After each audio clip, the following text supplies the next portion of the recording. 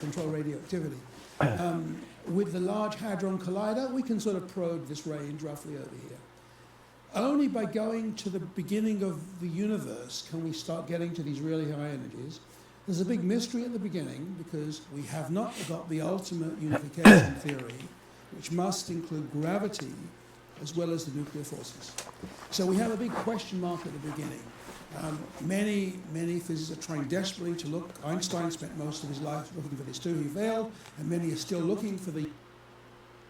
So they're suggesting that gravity branches off initially because they can't explain them all with quantum mechanics, but they can explain the three of them so clearly. Gravity branched off immediately, which is why quantum mechanics explains the three while general relativity covers gravity. So they get to do that, and strong interaction branches off, but because weak and electromagnetic have been combined into electro-weak, they have this intermediary step. It's all a bunch of bullshit though, because weak and strong interaction are demonstrated by supernova, meaning that they're caused by gravity. On a different scale. And magnetic fields, actually, now that I think about it. Maybe that's why weak... Okay, that makes sense. Weak nuclear force is like Earth, where the Earth rotated and its magnetic field produced particles at the center, and then it decayed when the Earth expanded, which it was radioactive decay under what would have been the weak nuclear force, because the electromagnetic field produced particles which then caused the planet to decay. So that's what's going on the small scale when we are observing weak nuclear force. Is the decay that is occurring because the magnetic field of the particle itself is flowing to cause particles to merge at the center of the particle, but then produce an internal pressure until the particle decays, at which point it becomes whatever it decays into. Whereas strong nuclear force is more like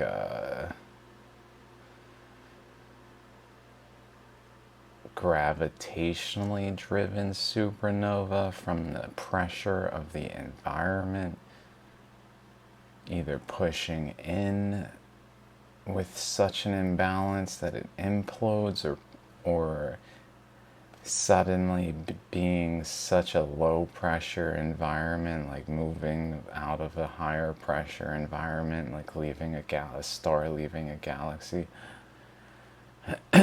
Suddenly it's in a lower pressure environment, and then it supernovas because of a pressure imbalance, or because two stars are merging.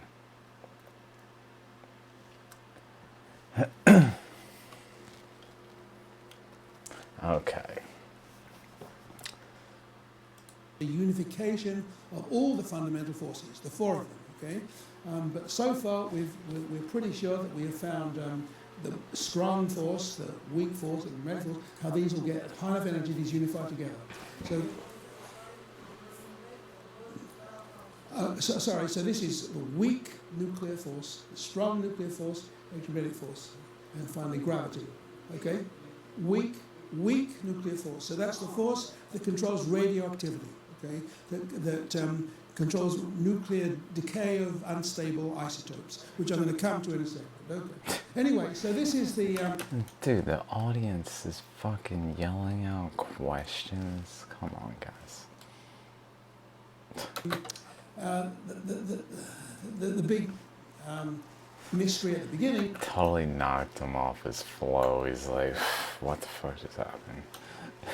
But apart from that, we have a good theoretical understanding of how this happened, and we're trying very much to prove that this really did happen by testing our theories of cosmology, of inflation, for example, where these forces would have, the separation of forces would have had some implication for cosmology. So inflation then, when this transition in phase happens, when the forces separate, does give you all this energy, and the result is the universe expands dramatically by an enormous amount when you inject this energy, and instead of being maybe very tiny, very irregular, just like blowing up a balloon, it becomes incredibly smooth and very, very big.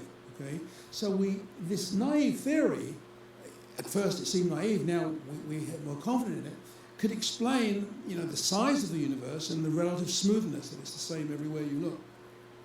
And these are the two people who pioneered this particular theory, Alan Guth and Andre Linde in 1981. Okay, so now let's get back to matter versus antimatter. Okay, so that's, one implication of particle physics, why these are so big. Wonderful story. Okay, what is this asymmetry that we have in nature? Well, believe it or not, left-handedness predominates in nature. Observer dependent. Amino acids, all the ones that make life, are left-handed. So by left-handed, I mean, if you imagine moving a corkscrew forward, it can either turn right or left, okay? And so we call turning left-handed and right-handed. And so there's a unique sense with propagation of being left or right. And it's like being, if you look at yourself in a mirror, left and right switch, but if you are, you can always imagine a different symmetry in the mirror. So amino acids are all left-handed, and I once read a book called The Left Hand of Creation, and the story there was that, when we look at amino acids, they essentially, all the ones that are involved in life are left-handed, and there are very rare examples of right-handed ones, and they simply, left-handed and right-handed just don't fit together as well. So once you imagine start developing DNA with left-handed amino acids, then it sort of runs away and everything becomes more asymmetric. Okay, so that's the life story in a nutshell. Things are left-handed. When we find amino acids in space, in meteorites, they're a mixture of left and right. So something has affected their distribution when life evolved on the Earth. We don't exactly know what that is. Anyway, so moving back to the universe, this is now the story of one of the greatest physicists of the 20th century, Andrei Sakharov, whose most notable achievement probably was that he was the father of the Soviet hydrogen bomb. So he was able to, he designed this basically, with, as far as we know, little help from the Americans, because it came very soon after the US development.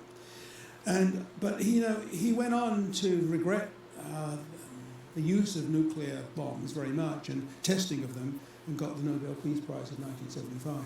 Anyway, as a side effect of his nuclear work, he was a cosmologist as well, in particle physics, and he was fascinated by this problem of why is there so much more matter than antimatter in the universe. And so he said that,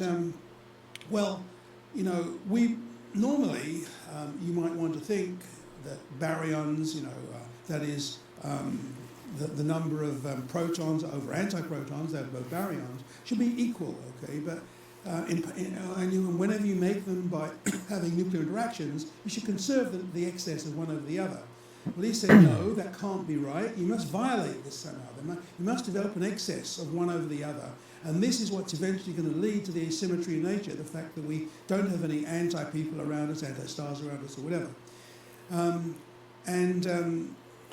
It was a challenge because in the grand unification idea of everything... Not around us. Doesn't mean they don't exist, I guess.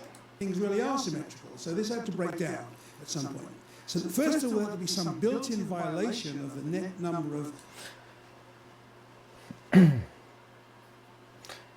It makes me think like the path of time is circular, and when we die, we become composed of antimatter, and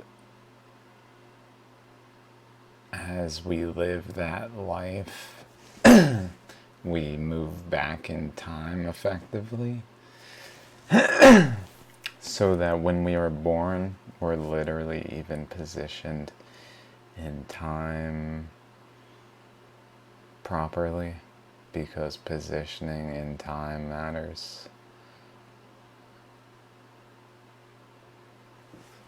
Since we're going forward, maybe when we die, we just simply become made of antimatter. And then, because antimatter is effectively just our perception of it, where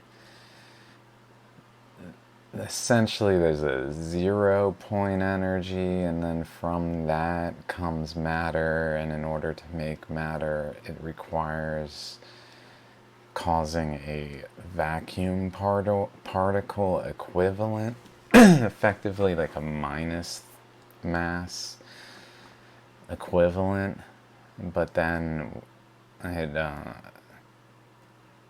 we see it as a mass, so it has a mass. But the way the minus mass plays into is it literally causes the charge to change. And then what happens is, what is in one circumstance a positive, like a star, where it's high pressure, it's radiating and absorbing gravitational particles, and in the negative side, it's doing the opposite, where it's absorbing radiation and radiating really, really relatively tiny particles that cause gravity, that are effectively a vacuum particle, but it's a star back in with time reverse. So if we reverse time for a star, it is a vacuum particle where it's absorbing radiation at the speed of light from all directions relative to its mass in a way that, and then it breaks that down rather than combining smaller particles. It breaks down the larger light spectrum particles into even more subtle particles that are so subtle that they cause gravity and then they flow away. So antimatter's out there, like the dipole repeller.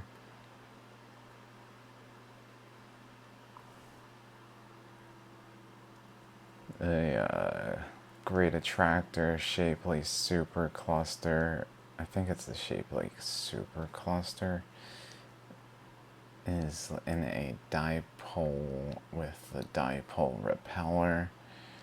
Maybe it's the great attractor, since it's the great attractor dipole repeller, where they're basically it's like antimatter, where galaxies are just flowing away from a point in space, whereas the great attractor, galaxies are flowing towards, seemingly, or at least that's the tendency of light according to redshift interpretation, because we interpret the redshift to be due to the motion of the galaxies, although it may be real motion,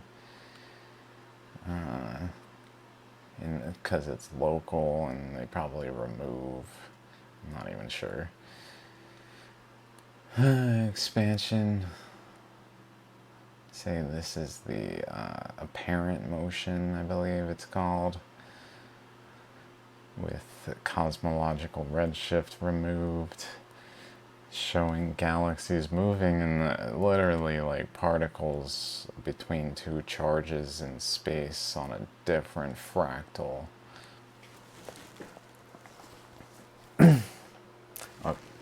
Particles over antiparticles. I'm recording, so I'm just talking to myself. Then you have these particles. And I'm antiparticles, streaming when and they recording decay into people who's electrons, confused by or that. the positive electrons, the positrons. They can't actually balance each other. There must be some asymmetry too, otherwise you'd also end up with exactly the same thing. And then finally, They separate.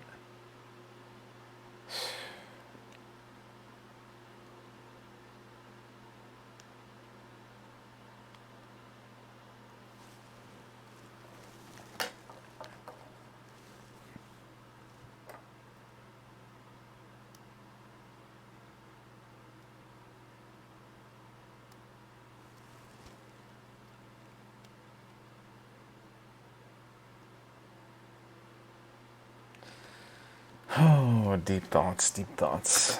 the universe had better be expanding, so when things do finally decay, you're left over with whatever is left, and that would explain what you have today. So that was what he was arguing for.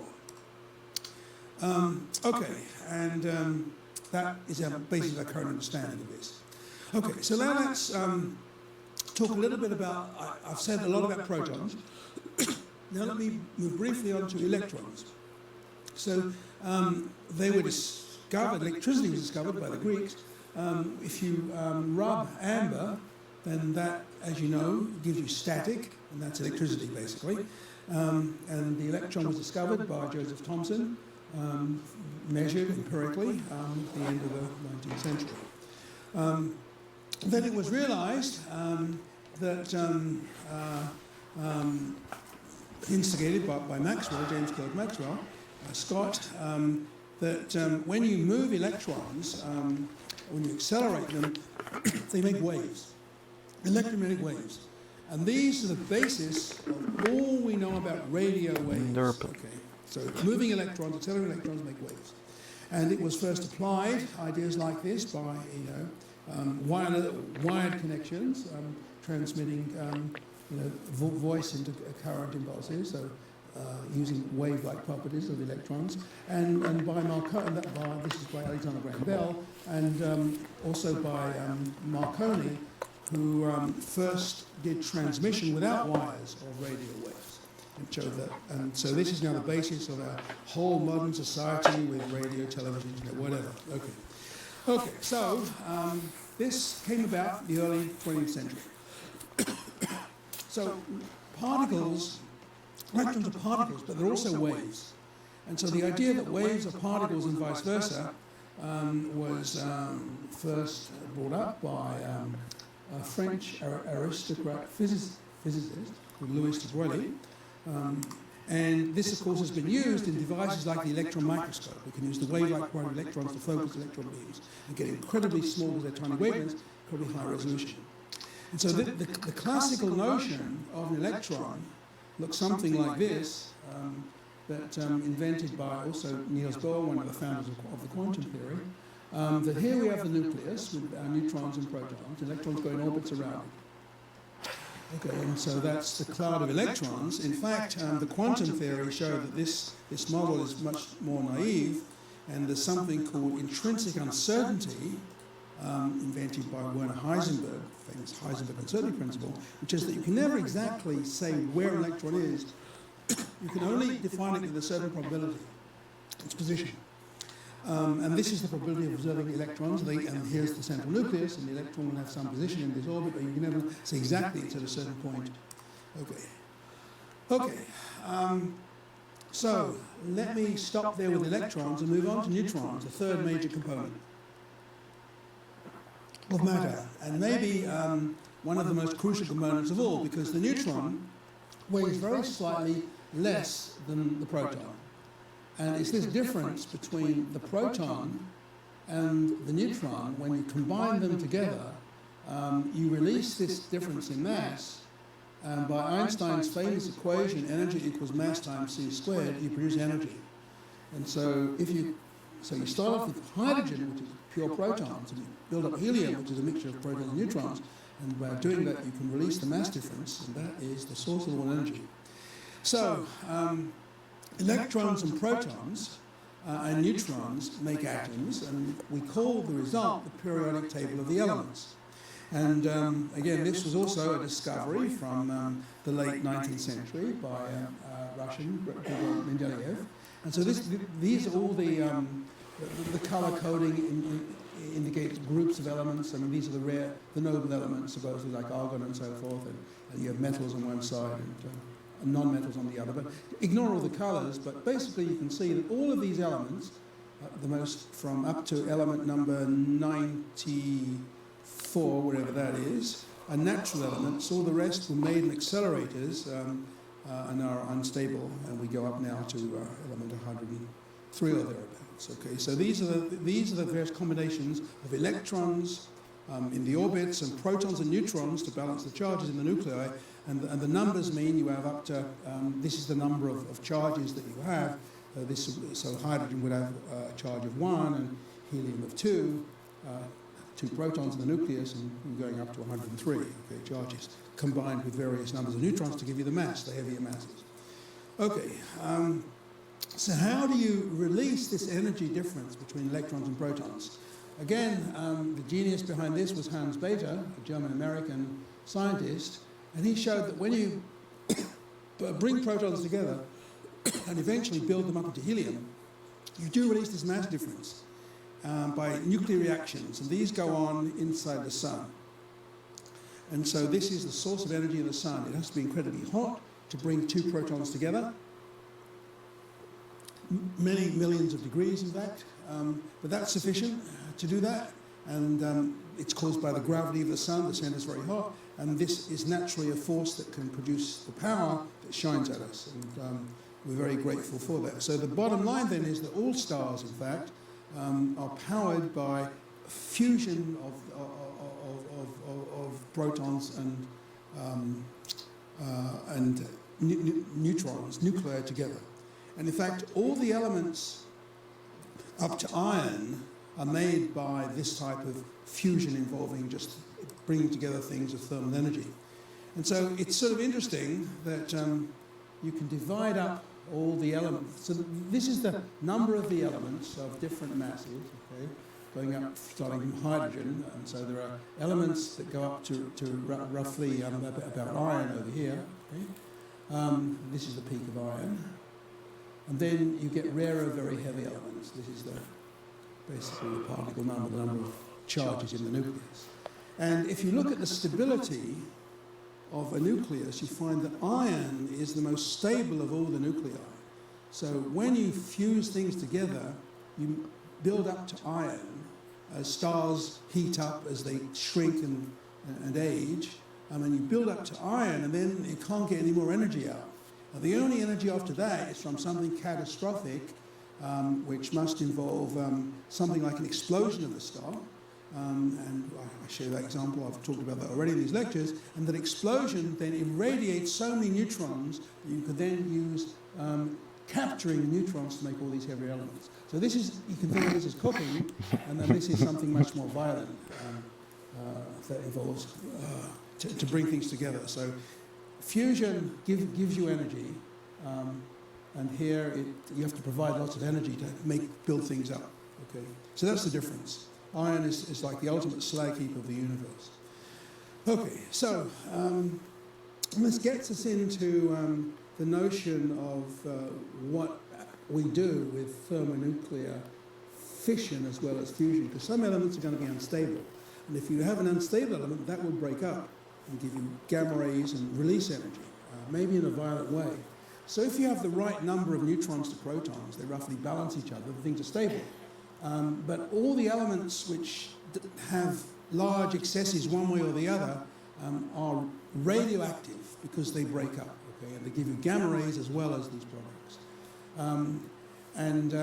We call this process of breaking up beta decay, and if and you can convert either protons to neutrons or neutrons to protons, and it can either if you have too many or too few. So this is a way of understanding why it is that we have a stable regime of nuclei. So this is the belt of the valley of stability, we call this. Okay?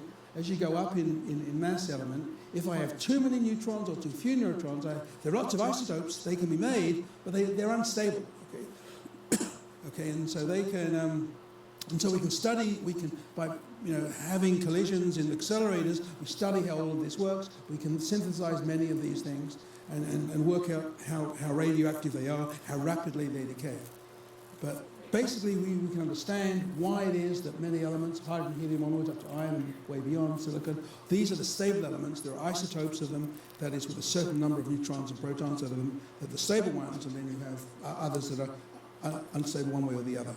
Okay, so what I want to do now is talk to you a bit more about radioactivity. So the unsung pioneer of this field is Mary Curie, of course, and she managed, was credited with 2 Nobel Prizes actually for her work in discovering radioactivity. Using radium was not necessarily the best thing for her to do in those days, and she did die relatively young, probably cancer. Before her, the discovery of radioactivity was Ernest Rutherford, and the neutron was discovered by James Chadwick, both in the UK, and Mary Curie was Polish but worked in France for a period.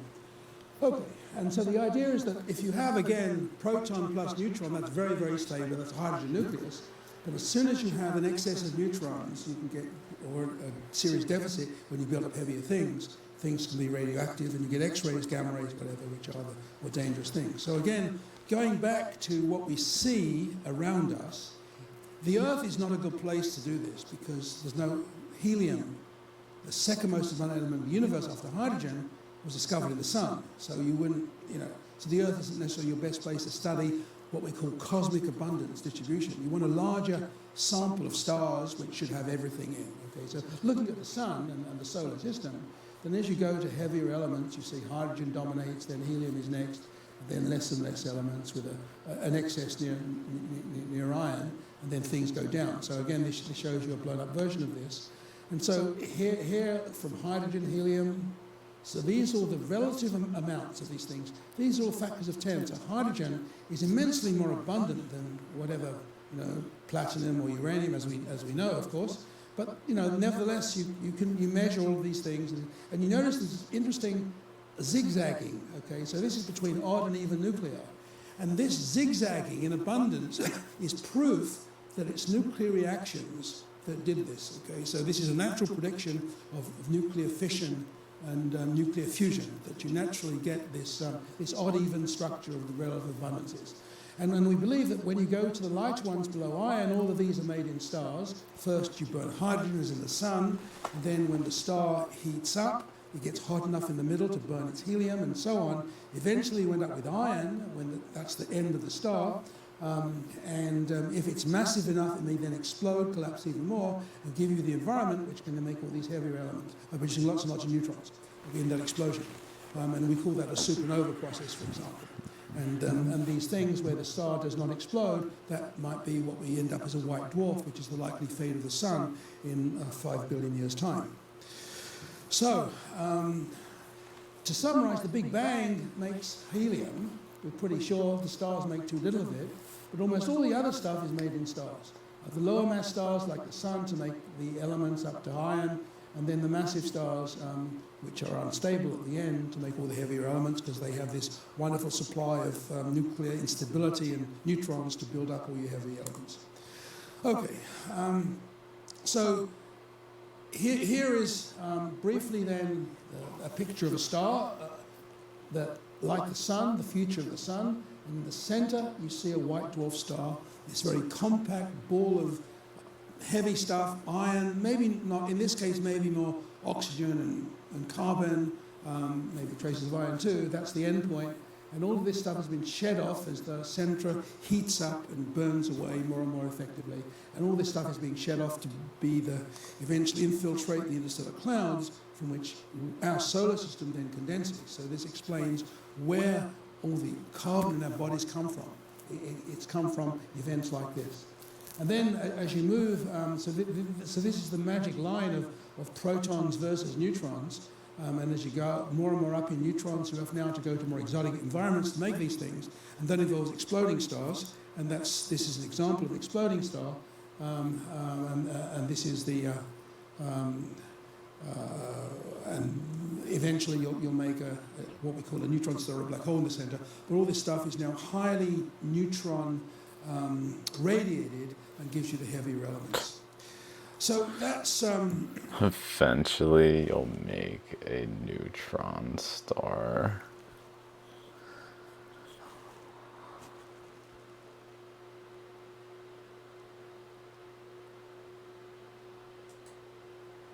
Too few neutron converts proton to neutron.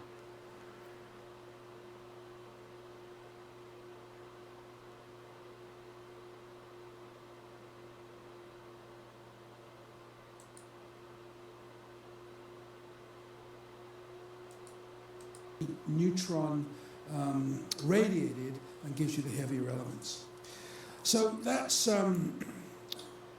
the story for neutrons. I'll say what we call a neutron star or a black hole in the center, but all this stuff is now highly neutron radiated and gives you the heavier elements.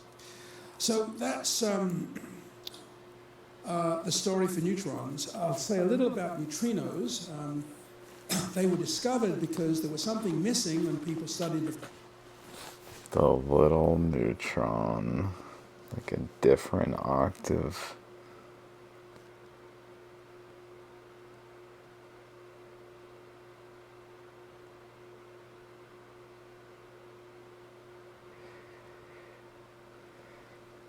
And then an anti-neutrino. Maybe the neutrino is like a neutron, and an anti-neutrino is actually like a proton.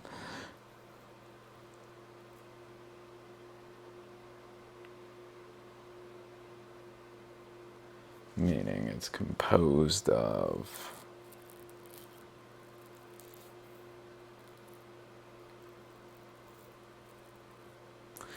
same thing's just lacking.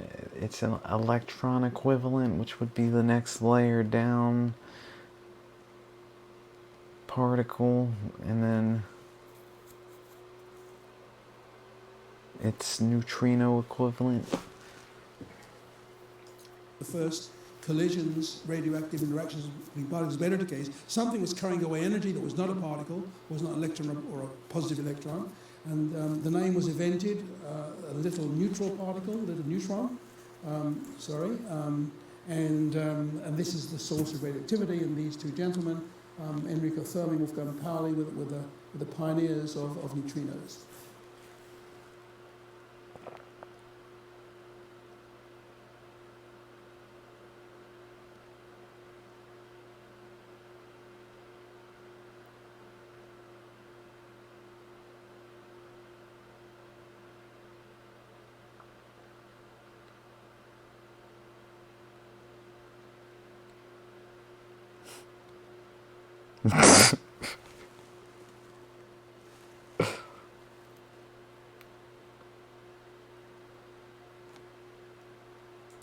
And it was invented to account for radioactivity, basically, when you have too many protons versus neutrons or vice versa.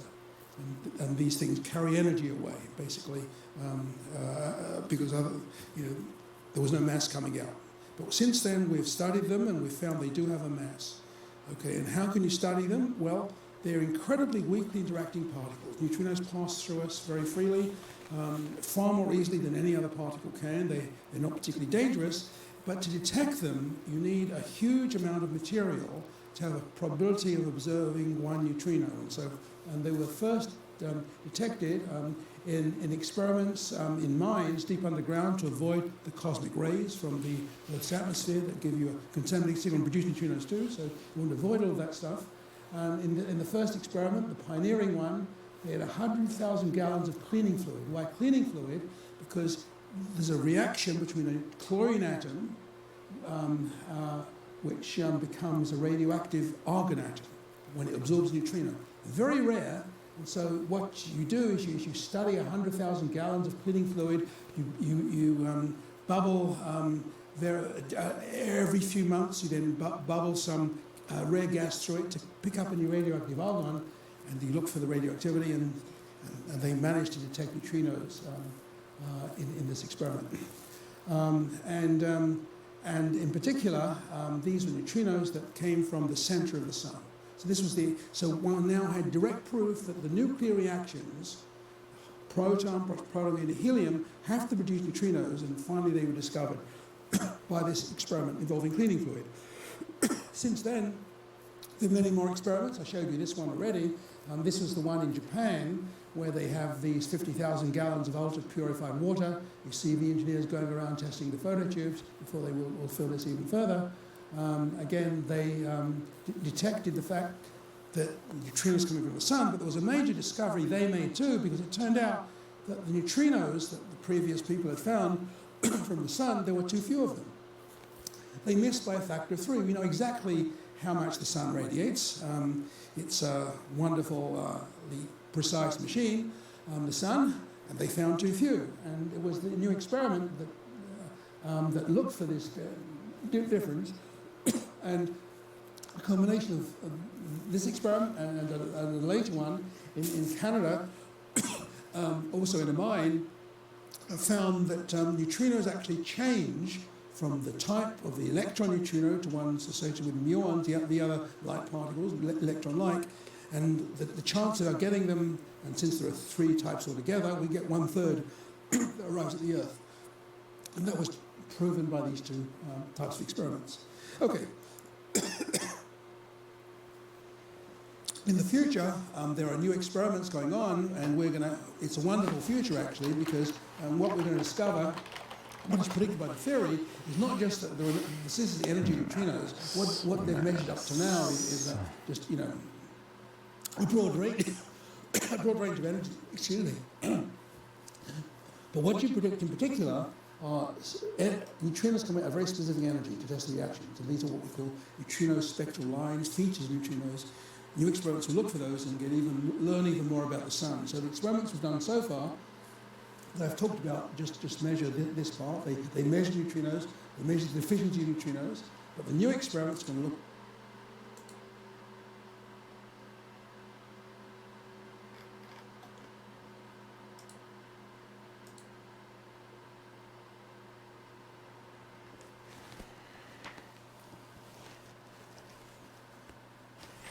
Okay, let me just read this. No mention of actual fucking...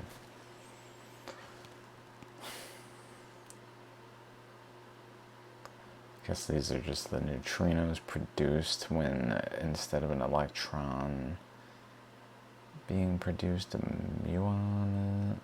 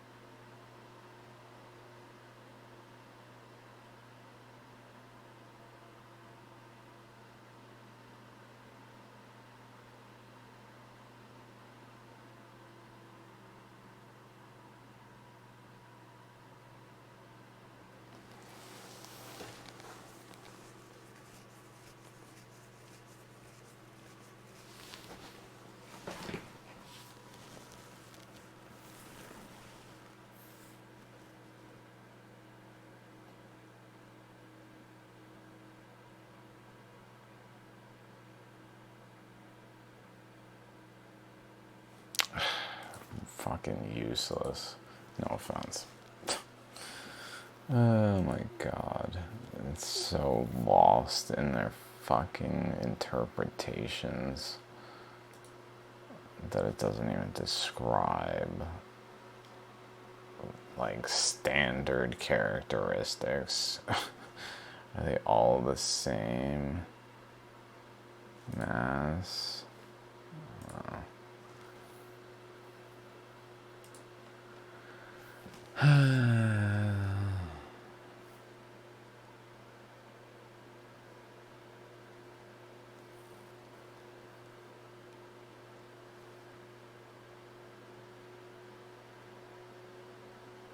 Differences of squares of the three mass values.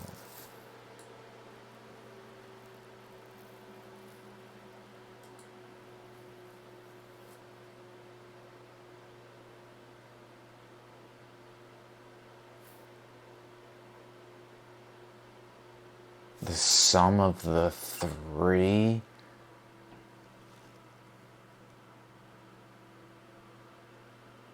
Oh my god.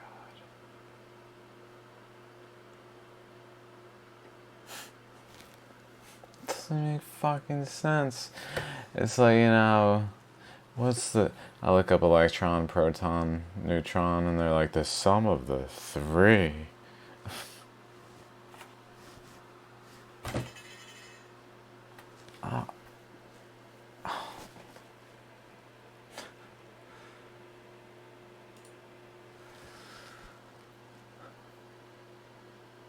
Okay.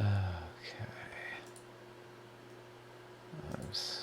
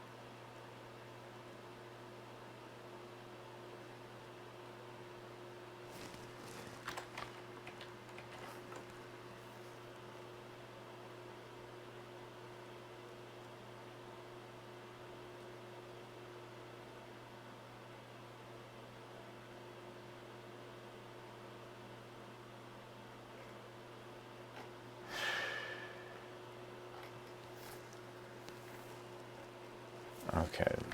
There's no way, now I'm thinking about it, there's no fucking way for them to actually measure these three neutrino masses in any reasonable way. So they're calculating it as somehow. So it's already got theory involved. Already. Which makes it very unreliable.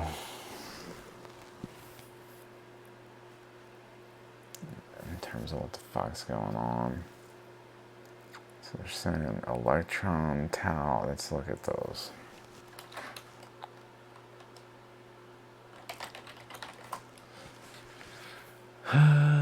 Tons.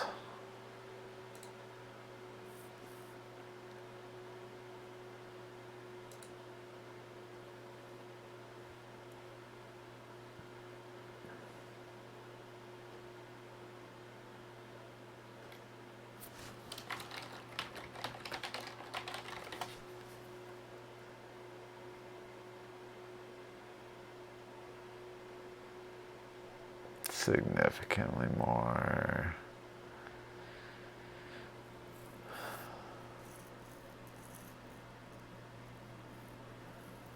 That's weird.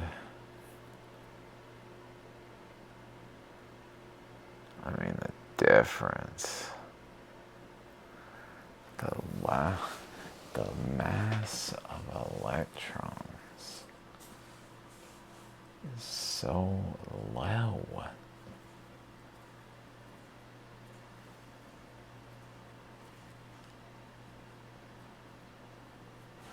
This almost makes me feel like they're missing something between them.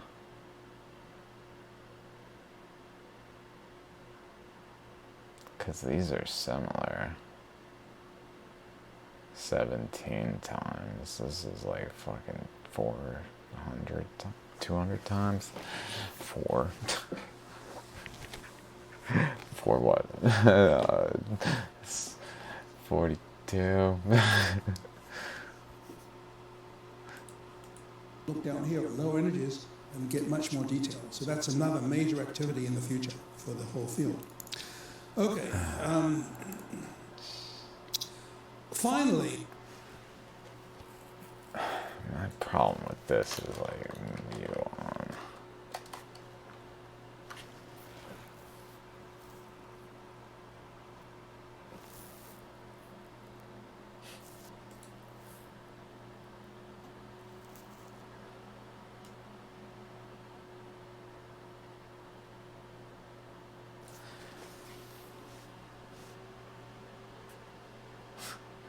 Yeah, when you include all these fucking unstable particles to force the model by making them all shit, hilarious.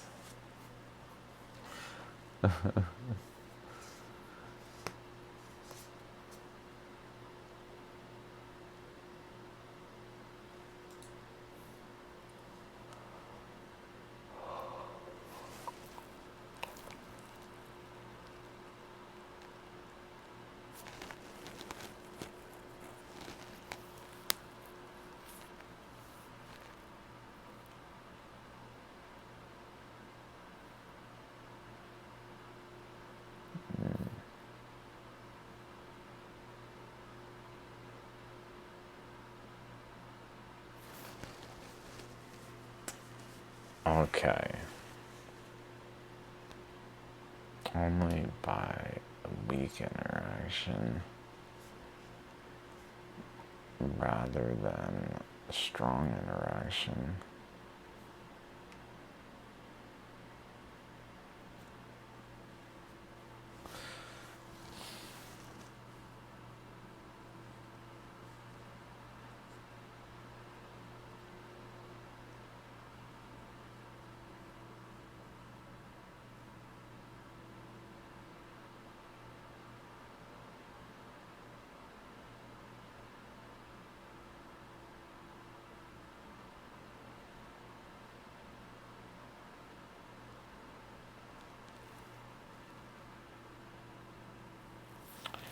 Electric charge of -1, spin of a half. It's a much greater mass.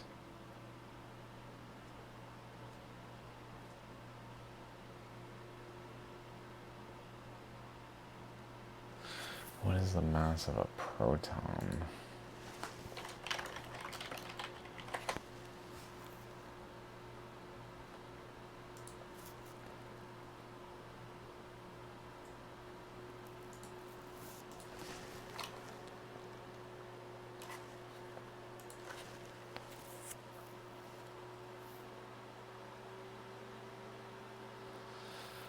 Uh,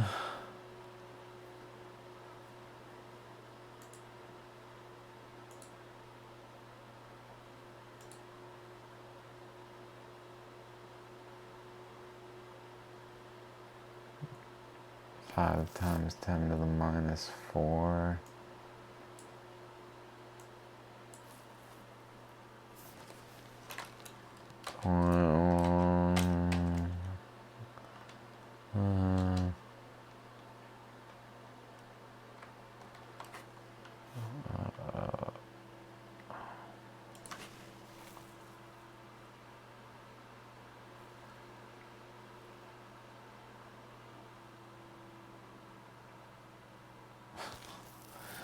Why can't I do maths?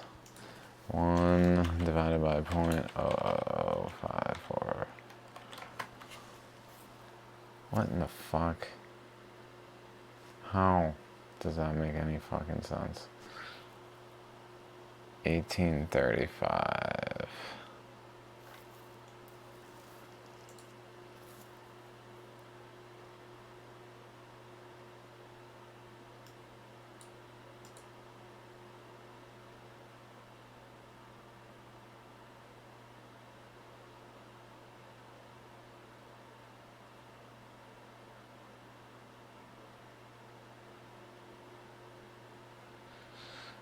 Huh.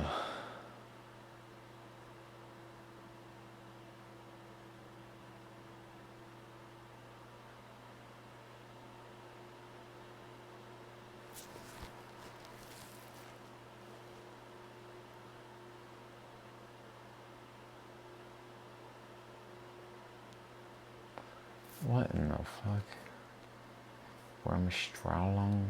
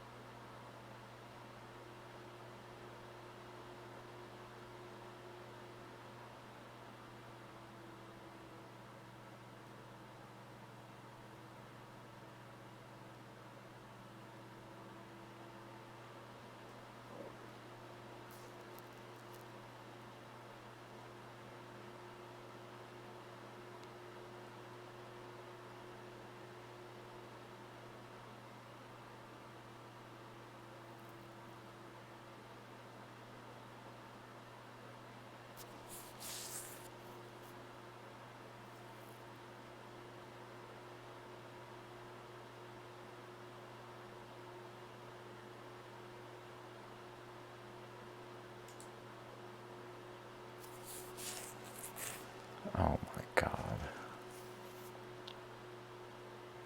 Fucking redshift.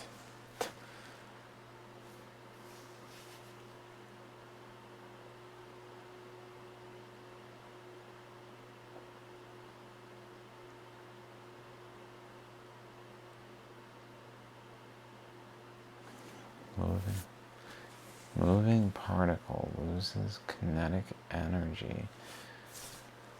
Oh, my stomach.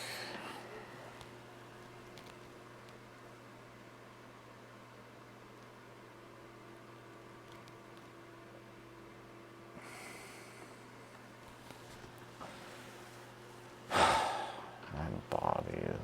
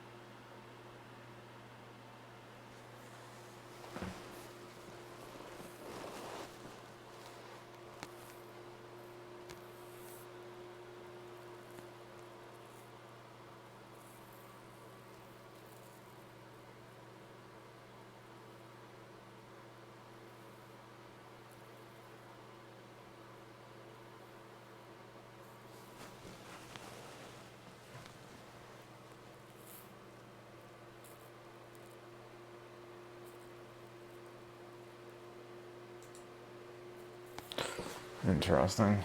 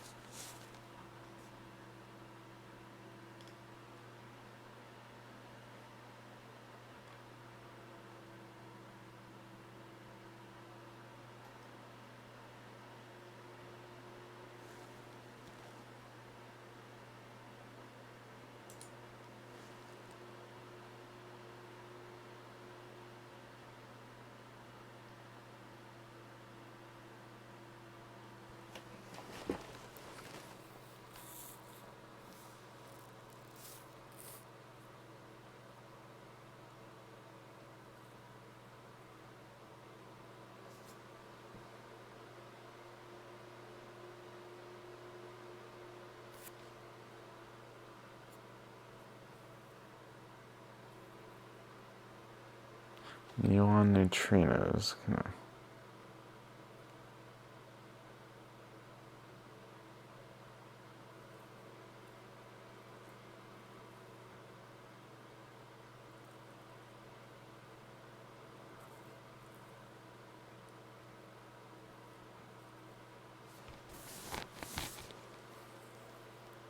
What the fuck?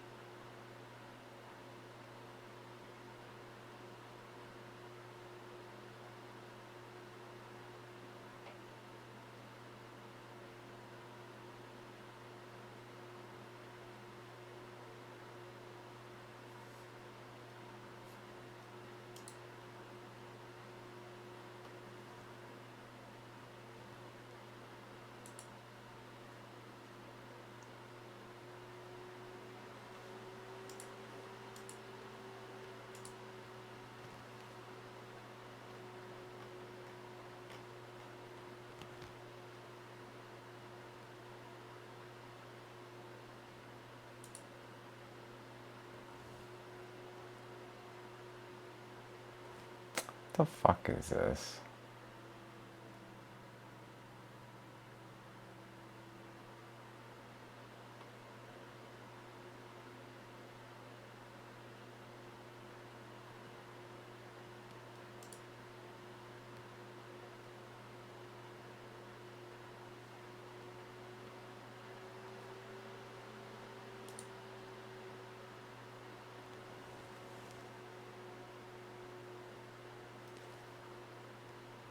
Real helpful dudes.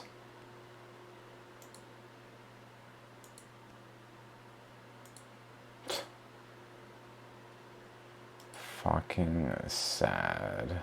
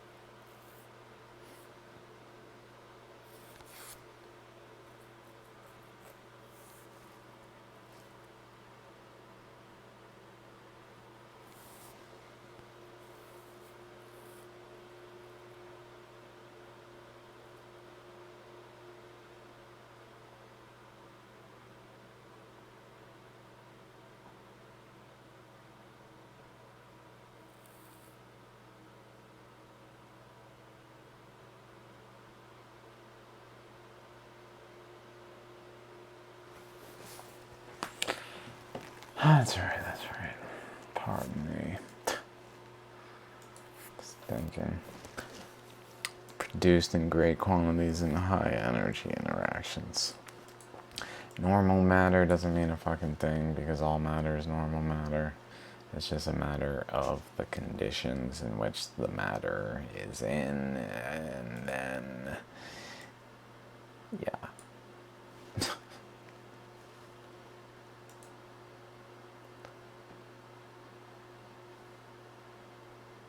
So produce pi mesons.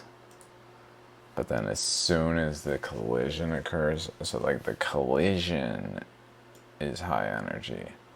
So like we're taking normal matter, putting it under high energy, and then immediately taking it out of high energy because the collision is past.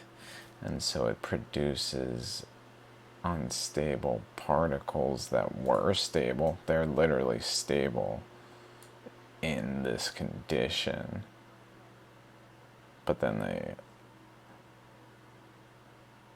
decay immediately because they're in the normal environment after effects.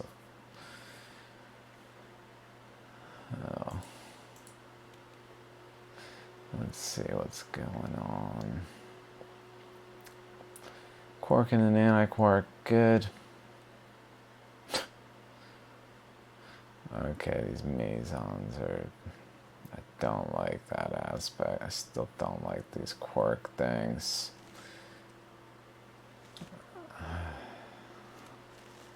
Like, I can get behind the statement that we observe muons fine, like, and that the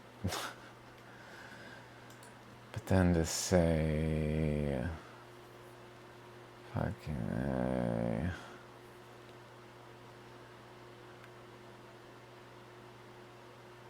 so pions are the lightest mesons and the lightest hadrons.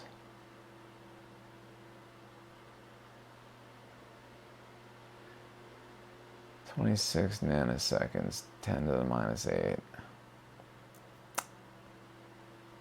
10 to the minus 17 for the neutral pion." That's interesting. Charged, positive and negative.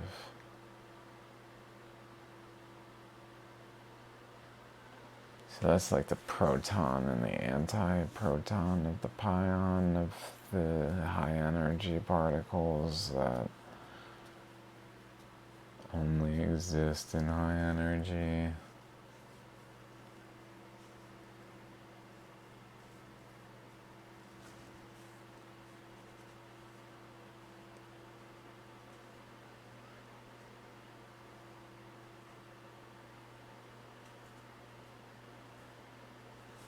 Charged pions decay into muons and muon neutrinos, while neutral pions decay into gamma rays. That's it?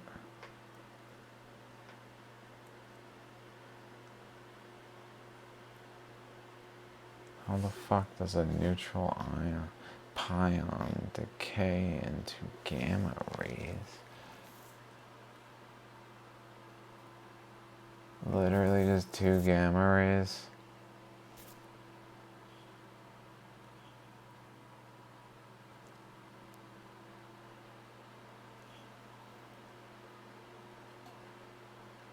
Oh my god, that's insane.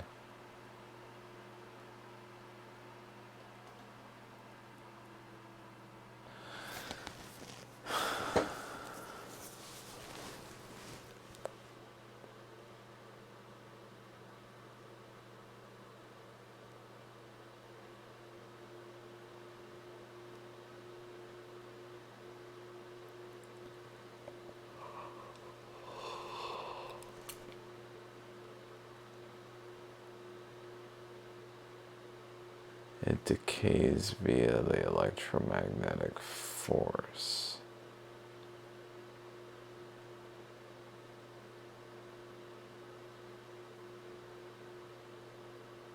How the fuck?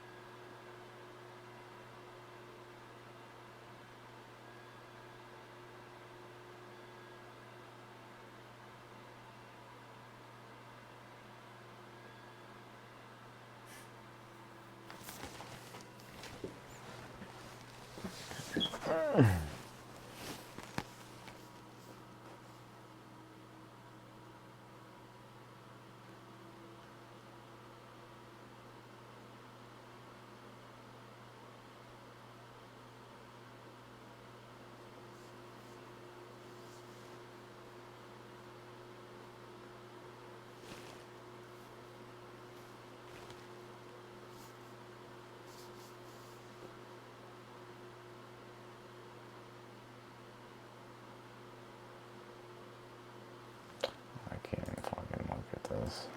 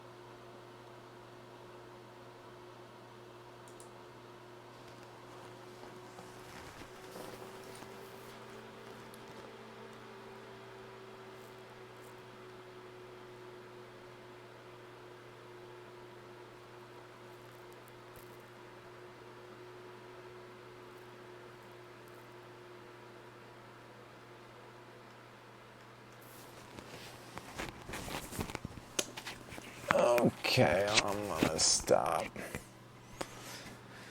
and brush my teeth and such. Alright, peace, yo.